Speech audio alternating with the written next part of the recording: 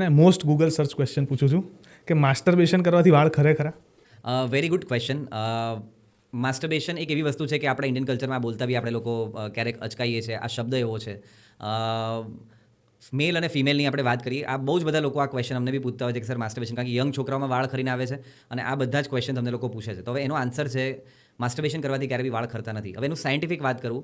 અચ્છા, હવે ક્લિયર કરી લો, આ માત્ર છોકરાઓ માટે કહી રહ્યા છો કે છોકરા છોકરીઓ બંને માટે? માસ્ટરબેશનમાં કન્ટેન્ટ જે નીકળશે, મેલ હશે કે ફિમેલ હશે, કન્ટેન્ટ સેમ ટુ સેમ જ હોય છે. ઓકે, બરાબર. કદાચ બોડી અલગ છે, કદાચ શરીર અલગ છે, પણ અંદરથી જે કન્ટેન્ટ નીકળશે અથવા બોડીનું જે સ્ટ્રક્ચર છે હેરનું, મેલનું કે ફિમેલનું, ઓલમોસ્ટ સેમ હોય છે.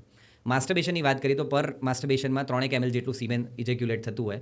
અકોર્ડિંગ ટુ રિપોર્ટ્સ એ 1 ગ્રામ જેટલું પ્રોટીન લૂઝ કરે માણસ. 3 ml સિરમમાં એ 1 ગ્રામ જેટલું પ્રોટીન લૂઝ થાય. હવે મારી બોડીની રિક્વાયરમેન્ટ 60 ગ્રામ છે, તમારી 80 ગ્રામ છે. હવે 60 ગ્રામ હું રોજનો મારે લેવું જોઈએ. હવે એમાંથી કદાચ 1 ગ્રામ કે 2 ગ્રામ મારું નીકળી ગયું તો એના કારણે હેરમાં કોઈ પ્રોબ્લેમ નહીં થાય.